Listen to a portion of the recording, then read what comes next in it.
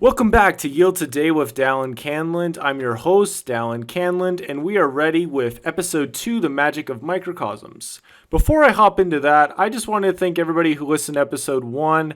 It definitely increases your confidence in doing things like this when you have support, and I am very thankful for each of you who gave it a listen. I really hope that this episode provides value for you as well, as it has helped my life. What we'll be talking about, which is microcosms. Microcosms are pretty awesome, and I really hope that your mind is blown by the awesomeness of microcosms. In this episode, I'm going to be talking about what a microcosm is, different microcosms we had in our growing up years, microcosms in our lives today, and there's so many. I can't, talk about all of them. This will give you just a general feel. And then finally, different microcosms in my life that I've chosen to use to help me just to kind of get to where I'm at. Because it honestly is an idea and a belief for me that has made my life a lot better. So moving on. A microcosm.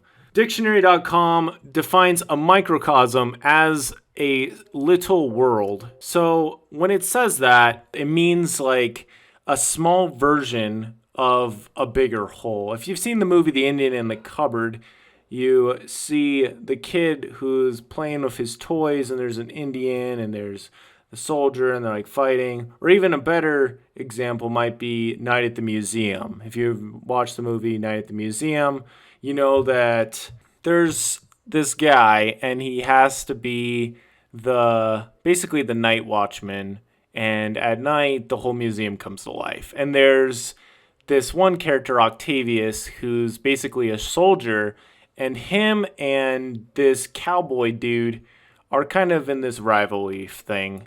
And throughout the movie, they're kind of fighting each other, and then they end up working together, is kind of what happens. But here's the microcosm.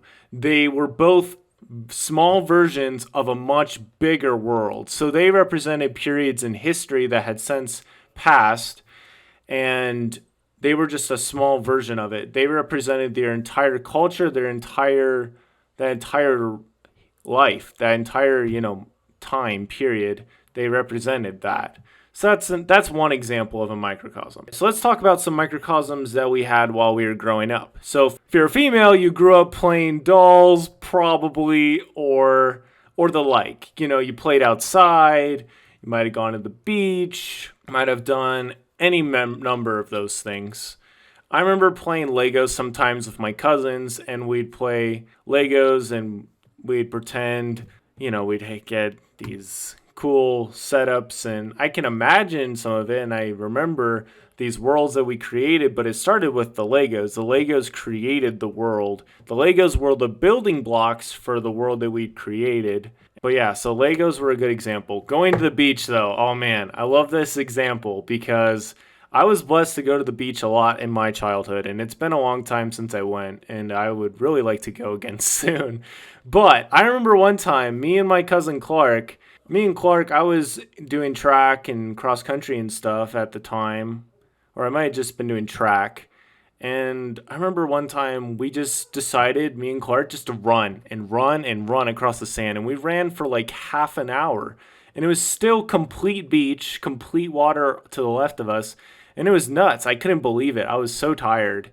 And we were going to run all the way back so we could be back with our family. And that's kind of something I wanted to talk about, is like, there's like the thought that like life's a beach and I'm just playing in the sand or something like that. And you can take that to be a lot of things, but I like more the quote that says, if you really want to go where you want to go in life, this is my version, I guess. If you want to go where you want to go in life, sometimes you just got to lose sight of the shore, to get to new horizons, basically. And so you got to let go of the beach and get out of it. You can look at the beach as a small version of your world, like, man, I'm stuck on the beach, I can't get to the next part of my life, and I'm just playing in the sand. I can't go anywhere, I'm stuck. And so you can look at it that way too. And ships have been invented, people will swim and different things, and that's you getting out of your beach and getting into the water and getting to your island, or I guess your promised land, as it talks about in the Book of Mormon and other scriptures. But that's kind of that thing. So think of it like a miniature analogy. Maybe that's a good way to look at it. So I hope this is kind of making sense. All right, so let's talk about a couple microcosms in your life right now. So, depending on what you do, if you're a youth, you go to high school and you just started, good luck. I really hope you do well. And I hope this podcast helps you out because seriously, I've prayed a lot for you guys. And I remember when I was a youth and there's some stuff that was really difficult for me. And here we are today. So, God definitely used me and helped me out and lifted me up and helped me learn some things so I could be on my own and things are going pretty good. But I still need my parents' help because they're great and everything. I'm still growing up. But here's one microcosm that you might not have thought about. When you meet somebody new. So when you meet somebody new, you can think of that relationship you'll have with them as a world. And it may not last very long. It might not be that big. But with my roommates, for example, one of them I met on my mission trip, Aaron Denny. He's the bomb.com. Oh, I love that guy. And I've known him for a while now. And when I first met him, it was pretty good, first impression. We were both missionaries, but there's something much bigger. And so basically what I want to throw at you with this episode is like seeing the small version of something can really help you look forward to the big version of it. That's kind of what I'm talking about. Another microcosm I want to talk about real fast is habits. So habits are something I'm really trying to develop. I'm trying to get a juggling habit and get back into running. And my dad's a big believer in habits. I remember being back home from college and I'd see him like doing his 12 push-ups or whatever, and he'd keep building it up. So all of a sudden he's doing like 19, 20 push-ups, and it's pretty awesome. But it starts really small. And the idea of this is like the journey, it's like the journey of 1,000 miles begins with one step. You need to kind of take that one step because you don't know where it'll lead. And depending on like how the first step is, it can show like how great it can be. I would say like it's more about how you feel in the midst of it rather than the act itself. I'd say a good answer for this is running. When I first started running and track and stuff, it was hard. Like I could barely run the warm-up very well, and it was kind of hard. But at all the while, I felt better about myself, and it required discipline. I felt like I was really working towards my goals, even though I was running around in circles, and I had really good teammates that when I was struggling, they're like, Dallin, just, man, wow, keep it up, man. And it just really rubbed off on me. And I kind of helped me become the person I am today for sure. And I still keep in touch with some of those people and think very highly of them. So I would say a lot more of the microcosm is the feeling you have rather than the actual act itself. So another one is business plans. It's like with a business plan or a home plan or different things, you build the entire thing in miniature form. And you're kind of making it so somebody can get a feel for it. If you see like dioramas or I guess, kind of going back to the Ninth Museum, they had all these different examples of what this would have looked like so you could get a feel for it. Get some of the feeling. Again, go into the feeling. Our feelings can teach us so many things. And yeah, so that's I think that's definitely a big one. It's like making a plan can really help you get an idea of the world around you. And if you know kind of what the world around you is like as you see it, then it's a little bit easier to live in it, I believe, especially if you see it in a positive way. Because positivity saves lives, man. Oh, it's totally did. My mom helped me be positive when it was really difficult. It's, definitely. I've definitely grown to be a more positive person with different things. And a lot of it is these things that I'll be talking about in this podcast. So let's talk about a couple ways how I've used microcosms to my advantage. One is with classes. So classes for me are going to be starting up in the fall pretty soon, and I can tell you already I'm trying to get a very good feel of what I'll be doing and who will be in my class and all these different things. I want to get as much information as I possibly can so I can get a world aspect of it. So when I go to class and be like, okay, it's better or it's worse than how it is, and then I can mold it and change it to some degree, and it makes it a lot easier to like get excited when things go better than you thought they would. You can always make your situation a little bit better than it is. Get more sleep so you don't sleep in Spanish. That happened to me like once or twice. Or I was just really tired. And you have control over a lot of things. And I'm trying to get my habits down, figure out my classes. Every semester, I'm trying to figure out how can I make this semester better planned out than my last one. The last semester, I had my roommates all chosen out and all these other things. This semester, I have my roommates all chosen out, feel good about that and everything. There's a couple new ones, so I'm excited to get to know them. And other than that, I'm trying to get some habits figured out so I don't have to think as much, because the idea of a habit is it becomes a habit. You don't even think about it. Like Netflix, man. When you want to watch Netflix, you just sit down and turn on the TV, bam, you're watching Netflix. That's how I want to be with like writing books or starting a podcast. You just sit down and just boom, we're doing it. It took a lot of willpower to do this today. So I really hope it helps you. It's been a great day, but kind of long. All right, let's move on. And kind of going along with that is thinking ahead, choosing what kind of world you want to live in the next little bit. It's interesting that I talk about this because I read this book a little bit on the way to work, because we switch off, we do a carpool. I drive 1 week, and one of my friends, roommates, drives the other week. And it's just a fun time. We all just hop in the car and drive off. And I'm reading this book called The Compound Effect again because my Aunt Julie gave it to me.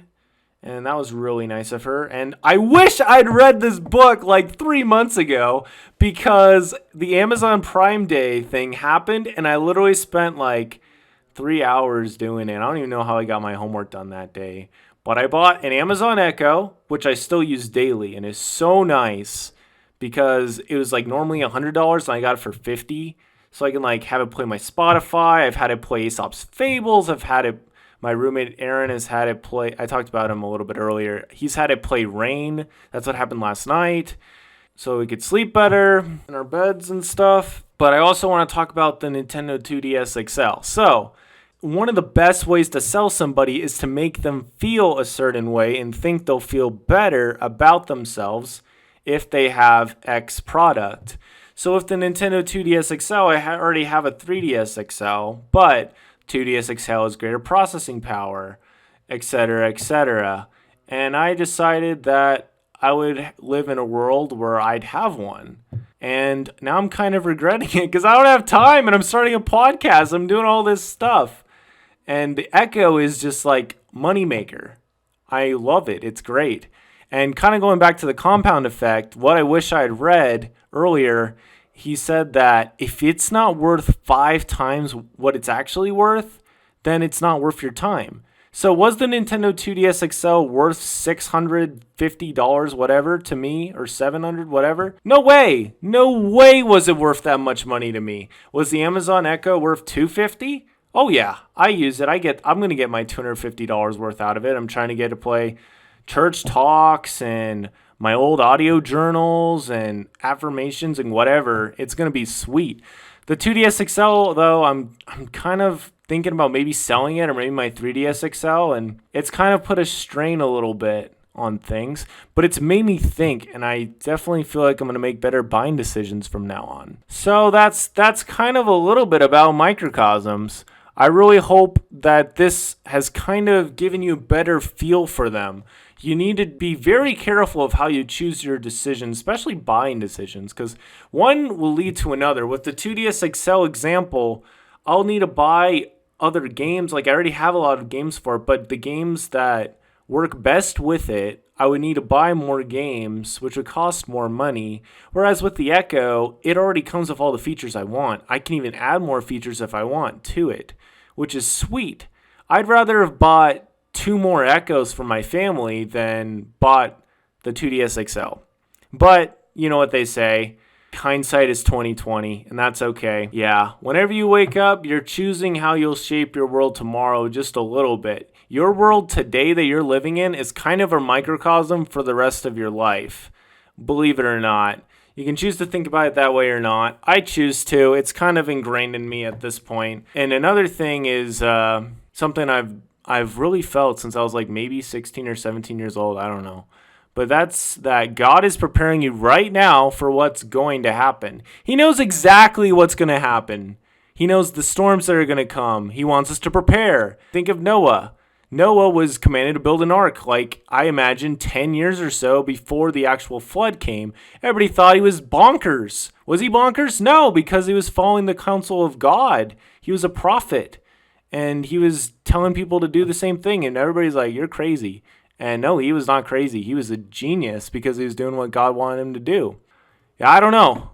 Whatever you think of yourself right now, remember that God thinks a million times better than that. He sees your best when you see your worst. And he sees how you can even be better than you already are. But it's when you do your best. And at the same time, he's very patient with you. You know, he's constantly helping you to develop your vision, so when you see something, you'll think higher of it. And I think a lot of the relationships that I have been blessed with have been blessed by this idea, is that it can get better. This is how it is right now, but it can get better than it already is, and you can influence that. This is just one small aspect of the world. If you think of something being super small, of course it's manipulable. Like, you can manipulate that. A small packet of chicken nuggets, like I can eat that in 5 seconds. But like a giant chicken nugget that was made in like a factory for the Guinness Book of World Records, I can't eat that. You eat an elephant one bite at a time. It starts really, really small. But you can make such a big impact today. Yield today, man. Yes, I envision love demonstrated. Love yourself enough to see yourself doing good things for the world, because let me tell you, it's worth it, and it's hard. But you need to keep praying, and especially for the youth, man. Oh, this is for you. Gosh, I really wish that somebody could have told me this more. It's just that you can influence who you become, and God is really interested and really is going to help you out in your schooling and different things, and he wants the best for you, and he's going to help you develop your talents. I didn't think I'd be doing a podcast like this 6 months ago, but here we are. And I didn't think I'd be starting a YouTube channel when I was like almost 16, 15 years old, but I did. God was preparing me along the way, and it was awesome. And he's used my talents, and he's used these things so I can reach more people and live the life, I guess, that I need to live and help other people and leave a legacy, man. That's kind of my thoughts for today. Man, this was fun. But I'm still kind of loving this. But I'm going to try by next week to have this podcast available on Spotify, iTunes, Stitcher, all those, because we need to get the yield mindset out there. We need to blow it out of the water. We need to blow more minds, man. We need to make this happen.